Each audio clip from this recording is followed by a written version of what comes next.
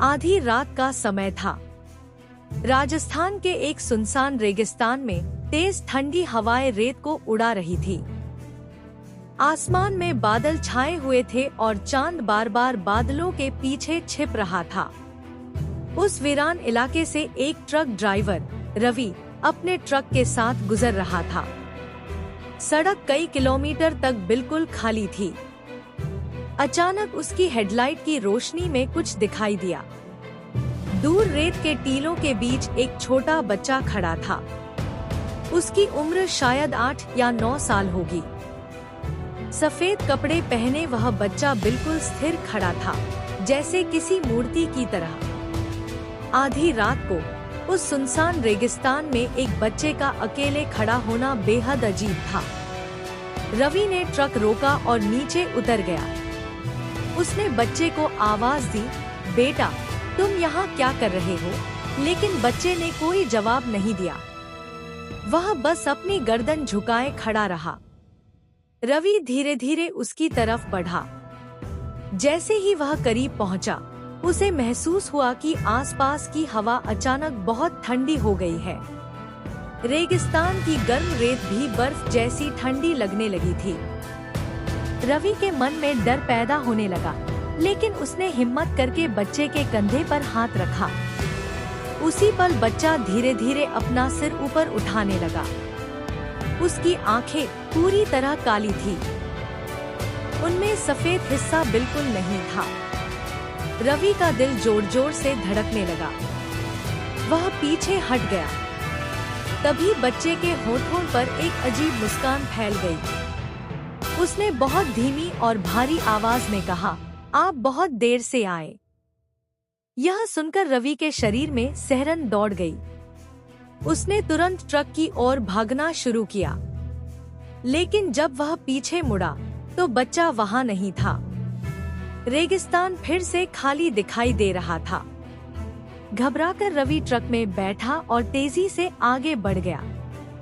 कुछ किलोमीटर बाद उसने राहत की सांस ली। तभी उसने रियर व्यू मिरर में देखा कि वही बच्चा ट्रक के पीछे बैठा हुआ था। उसकी काली आंखें सीधे रवि को घूर रही थी। रवि चीख पड़ा और ट्रक पर से उसका नियंत्रण लगभग छूट गया। उसने ट्रक रोका और पीछे देखने की हिम्मत जुटाई, लेकिन वहां कोई नहीं था।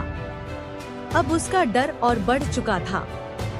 वह पूरी रात ड्राइव करता रहा और सुबह एक छोटे से गांव में पहुंचा। उसने गांव वालों को सारी घटना बताई। यह सुनते ही गांव के बुजुर्गों के चेहरे पीले पड़ गए। उनमें से एक बूढ़े आदमी ने कांपती आवाज में कहा, क्या बच्चे ने सफेद कपड़े पहने थे? रवि ने हाँ में सिर हिलाया। आदमी बोला, 20 साल पहले इसी रेगिस्तान में एक परिवार रास्ता भटक गया था। उनके साथ एक छोटा बच्चा भी था। कई दिनों तक पानी न मिलने के कारण वह बच्चा वहीं मर गया। तब से लोग कहते हैं कि उसकी आत्मा आधी रात को रेगिस्तान में दिखाई देती है। जो भी उसे देखता है वह कभी पहले जैसा नहीं रहता। यह सुनकर रवि और भी डर गया। उसने फैसला किया कि वह कभी उस रास्ते से नहीं जाएगा। लेकिन असली डर अभी बाकी था। उस रात जब वह अपने घर पहुंचा तो बहुत थका हुआ था। उसने दरवाजा बंद किया और सोने चला गया। रात के लगभग 3 बजे उसे किसी के रोने की आवाज सुनाई दी। पहले तो उसने सोचा कि यह सपना होगा, लेकिन आवाज लगातार बढ़ती जा रही थी। ऐसा लग रहा था जैसे कोई छोटा बच्चा उसके कमरे के बाहर खड़ा होकर रो रहा हो। रवि का गला सूख गया। उसने धीरे धीरे दरवाजे की तरफ देखा। दरवाजे के नीचे से किसी की परछाई दिखाई दे रही थी। वह कांपते हुए उठा और दरवाजा खोलने की हिम्मत जुटाई। जैसे ही उसने दरवाजा खोला, बाहर कोई नहीं था, लेकिन फर्श पर रेत फैली हुई थी, बिल्कुल वैसी ही जैसी रेगिस्तान में होती है। अब उसकी सांसें तेज हो चुकी थी। तभी पीछे से किसी बच्चे की फुसफुसाहट सुनाई दी, मैं अभी भी यहाँ हूँ। रवि ने पलटकर देखा तो उसके कमरे के कोने में वही बच्चा खड़ा था। उसकी काली आंखें चमक रही थी और उसके चेहरे पर डरावनी मुस्कान थी।